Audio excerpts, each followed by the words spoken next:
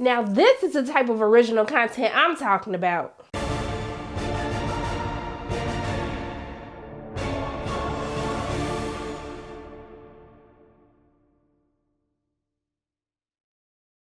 Hey everyone, it's Sharona from Pay Your Weight. Today I'm going to be reviewing the Apple TV Plus original film, The Banker, which is directed by George Nalfi, who's responsible for directing The Adjustment Bureau, which also has Anthony Mackie in it as well. This film stars Samuel L. Jackson, Anthony Mackie, Nia Long, and Nicholas Hoult, as it is inspired by a true story of two African-American business entrepreneurs who take on a very risky plan to help bring the American dream to Blacks in America. So for those of you who are new to my channel, welcome, hello, so glad you came. I hope you stay. I tell you what I liked about the film, what I didn't like about the film, and should you pay or wait to see this film in theaters.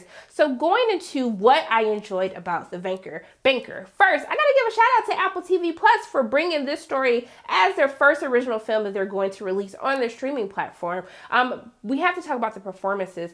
I really enjoyed the performances of all the actors involved in this film, but most importantly, Anthony Mackie and Samuel L. Jackson. I love that both of their personalities are on two opposite ends of the totem pole in this film, as we have Anthony Mackie, who plays Bernard Garrett, who is this very, most would say, uptight, very confident, yet arrogant at times, but very smart businessman who can do like all these numbers in his head. I said, Lord, why couldn't I get his math genius? I would have been such a better student in life. But as opposed to Samuel Jackson's character, Joe Morris, who is very an eccentric, very funny businessman who's also made a good living as well, but they come from two different backgrounds and two different upbringings. But I love their performances. As I said, Anthony Mackie does a very fantastic job. And one of the things that I love to see, especially with these actors, Samuel Jackson and Anthony Mackie, because they're a part of this Marvel Cinematic Universe, which I love, so don't try to come for me in my comment section, but I love when they do films like this because it kind of reminds people like, hey, like we were out here giving you guys range, okay, giving you all the best performances, even before our MCU films. And so I love that they get to see these characters in a different light than what we're used to see with the most recent films. But also too, Anthony Mackie used to having a great start of the year with Altered Carbon Season 2 and now The Banker. I really enjoyed his performance. I really loved his connection to the character, but also too portraying that, you know, as a Black man, you are confident, you are smart, and you do not have to be ashamed about it. It was one of the things that I really enjoyed about his character. Now, I love Samuel L. Jackson because he has given me typical Samuel L. Jackson. He was like very lighthearted. He really brought like a lightheartedness to the film, even though it's talking about a difficult topic. But it does have some funny moments in it, mainly in part due to Samuel L. Jackson's character, Joe Morris. But it doesn't take away from the story. It doesn't take away from the content of helping you understand that this is a serious topic that we're talking about. Now, also too, I really enjoyed Eunice Garrett's role in this film. Nia Long, who plays Eunice Garrett, who is Bernard's wife.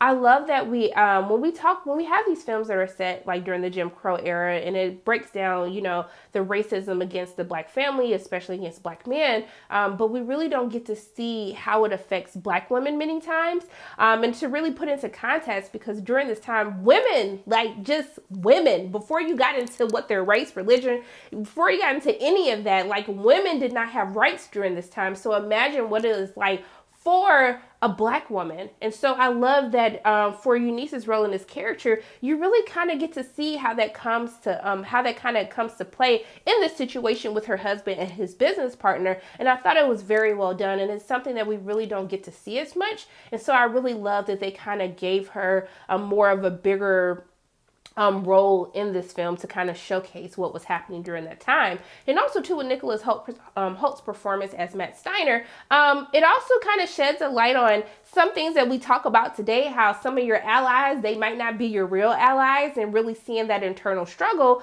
but also too, showing how sometimes they kind of revert back to, you know, where they came from. And I love that they showcase that as well, because I think that is something that's very relatable to today's society. But also too, something that everyone can get out of this is how people from different backgrounds, people who kind of move in different ways, how you really get to see these two characters, Bernard and Joe, work together for the common goal, for a common cause, which is something that we were really struggling with in today's society. And so I think that there are so many things that a lot of people can take from The Banker and really apply it to what is happening today. And that is why these stories are so important and why they need to continue being told.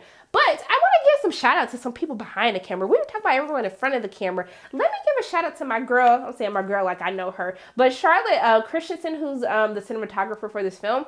I think that this film, even though it's not made with a very huge budget, despite the huge stars that they have in this film, it looks very well done, very well made. And I love how just kind of the tone, the color tone on how they shot this film, how it looks, it really brings you back into that era, because this is taking place, you know, during the 50s and 60s, even before that, as we kind of get into the early parts of Bernard Guerre's character. I really thought that it looked very well made, very well done. I thought the direction of the movie was great as well. And also, too, I want to give a shout out to Aisha Lee, who is the costume designer for this film as well. I thought that the costumes looked very well. Hair and makeup, because Eunice, her hair was laid, makeup was done, because, you know, wigs have been a very hot topic of conversation in 2020 so far for Black films, Black actors.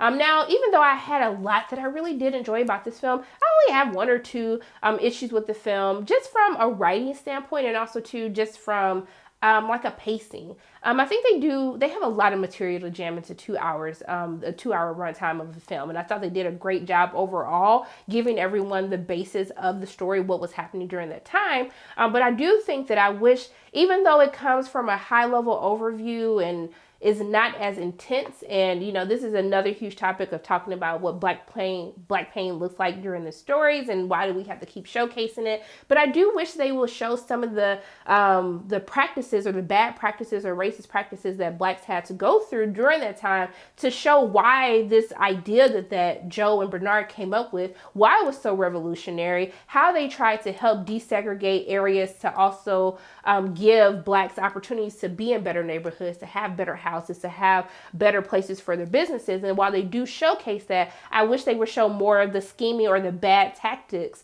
that were happening, especially within the South, that prevented Blacks from being able to live in nicer areas, and also to be in better school districts, and so forth and so on. And more importantly, how this third act of the film kind of ties itself up. I wish that they would have taken the time to kind of show how, you know, because of the story of Joe and Bernard, and how this kind of helped lead to the 1968 Fair Housing Act, I wish they could show and tie it into kind of present day. Because I think a lot of times in our society, we kind of distance ourselves. Like, why are we still talking about slavery? Why are we talking about racism? That happened so long ago.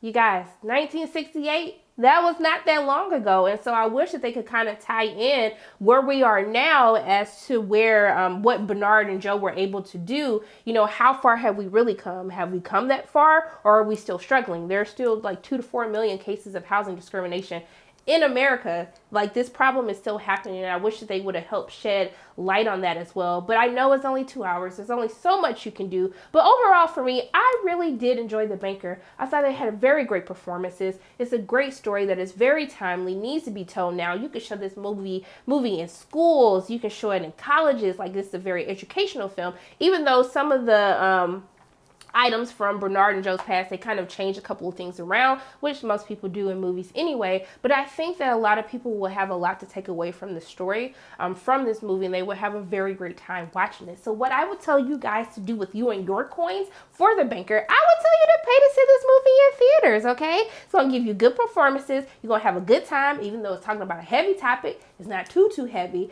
but it's a very educational film that everybody, when I say everybody, I mean everybody, no matter what your color is, no matter what your sex is, what your background is, everybody needs to see this film. So, letting you guys know that The Banker is out in theaters now, but if you don't have the coins to go to the movies, it is okay. If you have Apple TV Plus, The Banker will hit the streaming platform on March 20th. Those are pretty much my thoughts on The Banker. As always, my name is Sharona from Para Waits, and if you like what you saw today, make sure you hit the like button, hit subscribe, share this video with your friends, and make sure you hit the notification bell. And I love you guys 3000. I'll see you soon.